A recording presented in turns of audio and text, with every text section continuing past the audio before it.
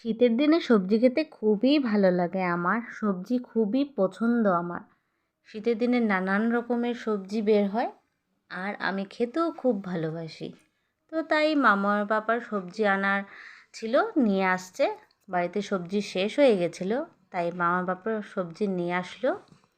অনেক কিছুই নিয়ে আসলো, বাঁধাকপি, ফুলকপি, ঝিঙ্গে, মিষ্টি কুমড়ো, কাঁচা কলা, টমেটো, শসা, কাঁকরোল, অনেক সবজি নিয়ে আসছে।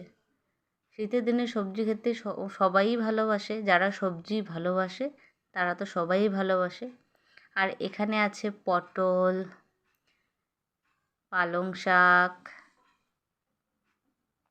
নানা রকমের সবজি নিয়ে আসছে, ধনেপাতা। আমি সবজি খেতে খুবই ভালোবাসি। মাছও ভালোবাসি, মাংসও ভালোবাসি, আর সবজি খেতেও খুব ভালোবাসি। বেশি দিন মাছ আমার লাগাতার ভালো লাগে না খেতে। তো 2-3 দিন খেলে পরেই আমার একটু সবজি খেতে ইচ্ছা করে, তখন আর মাছ খেতে আমার ভালো লাগে না। কন্টিনিউ খেতে থাকলে মুখটা মারে মাছ খেলে আর কি। তো আমি সবজিটাই খুব বেশি ভালোবাসি খেতে।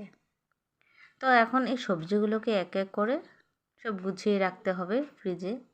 তো এগুলোকে এখন সব বার করব।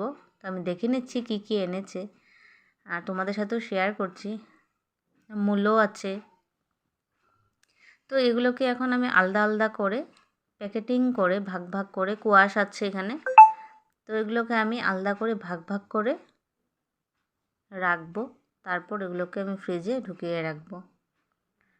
তো এখানে ফুলকপিগুলো ডাঁটিগুলো ছাড়িয়ে নিতে হবে, বাঁধাকপির পিছনে ডাঁটিটা কেটে ফেলে দিতে হবে।